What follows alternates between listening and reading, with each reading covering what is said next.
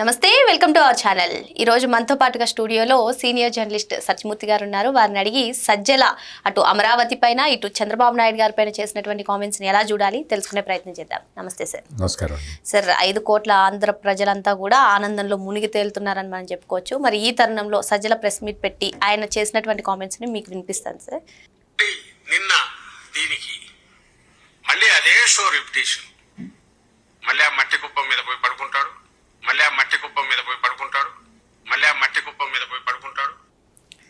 Sir, ఎలా చూడాలి ఈ కామెంట్స్ పైన మీ అభిప్రాయం ఏంటి? అంటే అసహ్యంగా ప్రవర్తించటం అనేది వైసీపీ బ్రాండ్ అయిపోయింది. ఏమాత్రం సభ్యత లేకుండా ప్రవర్తించటం అనేది వైసీపీ ట్రేడ్ మార్క్ అయిపోయింది. అసలు ఏమాత్రం కామన్ సెన్స్ లేకుండా మాట్లాడటం అనేది వైసీపీకి అలవాటైపోయింది. నిజంగా ఎంత దారుణమైన కామెంట్ అంటే ఇతని ఇప్పుడు మాట్లాడిన మాటలు అదే మట్టి కుప్ప. నిజంగా మీ బుర్రల్లో ఉంది మట్టి, టన్నుల మట్టి ఉన్నది, టన్నుల మట్టి ఉన్నది. నీకు రాజధాని లేని రాష్ట్రంగా తీర్చిదిద్దిన నీకు రాజధానిని ఏర్పాటు చేయాలనుకుంటున్న ప్రయత్నాలకి నీకు ఎట తెలుస్తుంది, అర్థం ఎట తెలుస్తుంది? తెలీదు నీకు. అసలు ఆ కామన్ సెన్స్ కూడా ఉండదు. రాజధాని ఉండాలి, మనం చంద్రబాబు నాయుడు పెట్టిన రాజధానిని మనం సర్వనాశనం చేశాము అన్న పశ్చాత్తాపమే లేదు. నువ్వు అసలు మీరు ఏం పొలిటికల్ పార్టీ నడుపుతున్నారు? మీరు నడుపుతున్నది పొలిటికల్ పార్టీనా, ఉగ్రవాద సంస్థ? ఏం మాట్లాడతారు మీరు? మొత్తం అంటే అధికారంలోకి వచ్చిన తర్వాత కన్ను మిన్ను కానరాకుండా ప్రవర్తించారు. దారుణమైన ప్రవర్తనతోటి ప్రజలు విసిగిపోయారు, భయాందోళనలో బతికారు, చివరికి మిమ్మల్ని వదిలించుకున్నారు. ఇంత జరిగిన తర్వాత ఇప్పటికీ మీకు ఆ మాటలేంటి, ఆ చేష్టలేంటి? అతను వచ్చి మావి గన్ను అంటాడు.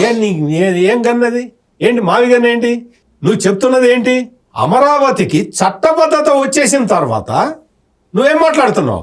నేను వచ్చి మారుస్తా. మార్చు, వచ్చి మార్చు. నువ్వు ఇంత ముందర చేసావు కదా, ఆ పని చేసినందుకే కదా 11కు పడిపోయావు. ఇంకా ఇప్పటికన్నా బుద్ధి తెచ్చుకుంటే 11, 22 అవ్వటానికి అవకాశం ఉంటుంది. లేకపోతే పులివెందులు కూడా పోతుంది.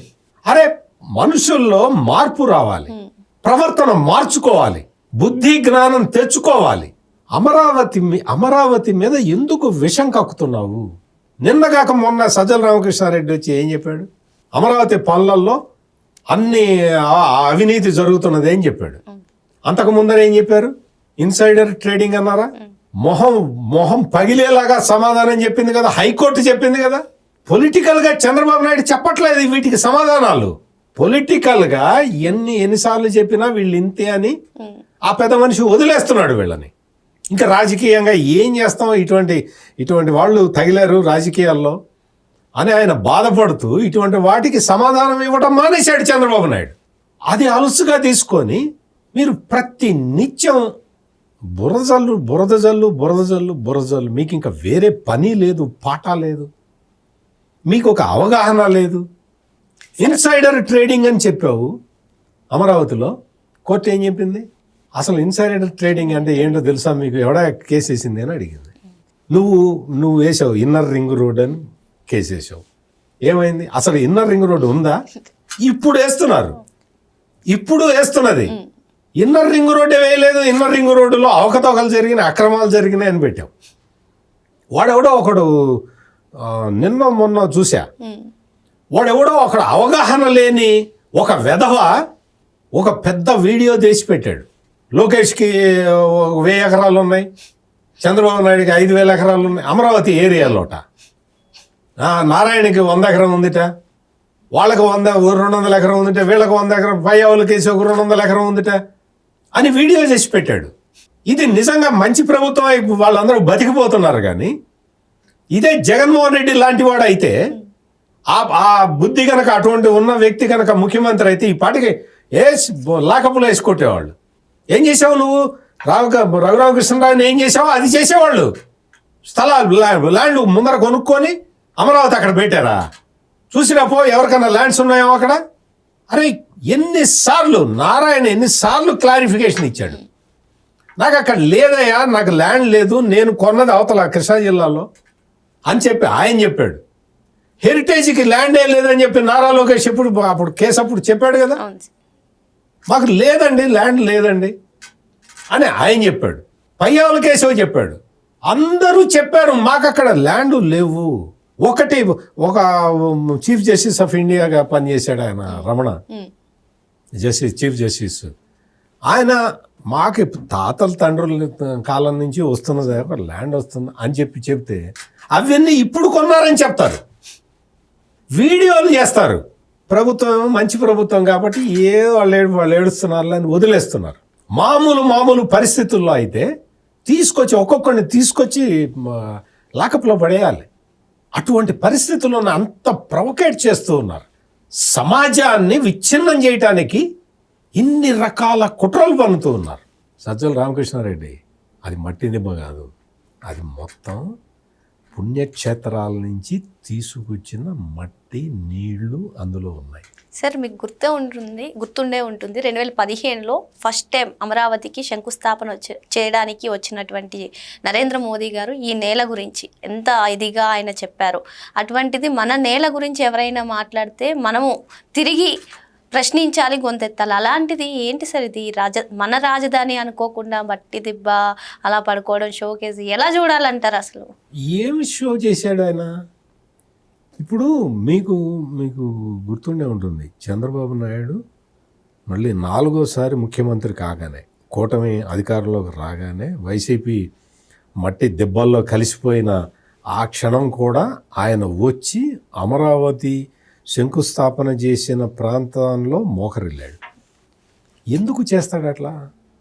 ఆయన ఎందుకు చేస్తాడు అంటే, అమరావతి అనేది అంటే ఒక సంకల్పంతో ఏర్పాటవుతున్న మహానగరం. ఆ మహానగరానికి బీజం వేశారు. అక్కడ వేసినప్పుడు దానికి దేవతల బలం కూడా ఉన్నది అని నమ్ముతున్నారు అందరూ. నిజంగా కూడా అమరావతికి దేవతల బలం లేకపోతే ఇంతమంది రాక్షస మూకల దాడి నుంచి తట్టుకొని మళ్ళీ ఈ రోజున చట్టబద్ధత ఎట్లా సాధిస్తుంది ఒక్కసారి ఆలోచించండి అందరూ. నిజంగా ముహూర్త బలం లేకపోతే, నిజంగా దానికి దేవతల బలం ఆశీస్సులు లేకపోతే, ఇన్ని రాక్షస మూకలు దాడులు చేస్తున్నా కానీ, ఈ జగన్మోహన్ రెడ్డి లాంటి ఒక కీచకుడు చెరబడుతున్నా కానీ అమరావతి బతికి బట్ట కడుతున్నది. ఎట్లా కడుతున్నది? న్యాయస్థానం 2 చేతులు పెట్టి కాపాడింది అమరావతిని. న్యాయస్థానం కాపాడింది. మీకు ఎన్ని రకాలుగా R5 జోన్ అని తీసుకొచ్చి నాశనం చేద్దామని చూశాడు. తీసేశారు R5 జోన్. లేదు ఇప్పుడు R5 జోన్. నిన్నగాక మొన్నొచ్చి ఆడెవడో చెబుతున్నాడు, పేదవాళ్ళకి భూములు ఇచ్చేయాలి, మళ్ళీ ఇచ్చేయండి, మేము ఇచ్చాం, నీకు ఇస్తారు పో, నీకు ఇస్తారు వెళ్ళు. అధికారంలో ఉన్నంతకాలం కోట్లు సంపాదించి పక్కన వాడిని నాశనం చేసి వాడి భూములు కూడా కబ్జా పెట్టి మీరు వచ్చి పేదవాడి గురించి మాట్లాడతారు. మీరు నిజంగా వీళ్ళు కనుక ఆలోచన జ్ఞానం మార్చుకోవాలి, వీళ్ళ ఆలోచన పరిధిని విస్తరించుకోవాలి, ఆలోచన మార్చుకోవాలి, జ్ఞానం పెంచుకోవాలి. లేకపోతే ఇప్పటికే ప్రజలు చీకొట్టారు. అది మట్టి దిబ్బ కాదు, అది మా పవిత్రమైన అమరావతి అని చెప్పారు. అక్కడ మొత్తం వీళ్ళు ఎన్ని ఏడుపులు ఏడ్చినా, ఎంత అడ్డం పడ్డా, ఈ రాక్షస మూకలన్నీ వచ్చి ఏకమై అమరావతి యజ్ఞాన్ని, మహాయజ్ఞాన్ని ఆపాలని చూసినా అది ఆగట్లేదు, వెళ్ళిపోతూనే ఉంది. బిల్డింగులు, హైరైజ్ బిల్డింగులు వస్తూనే ఉన్నాయి, విద్యా సంస్థలు వస్తున్నాయి, మీకు అన్ని రకాల వ్యవస్థలు అక్కడికి వచ్చేస్తూ ఉన్నాయి. మీరు ఏడవండి, మీకు ఏడుపే మిగులుతుంది. మీ ఏడుపే మీకు శ్రీరామ రక్ష, దాంతోటే ఉండండి. మరో అంశంతో మళ్ళీ కలుద్దాం. Thank you sir. నమస్కారం.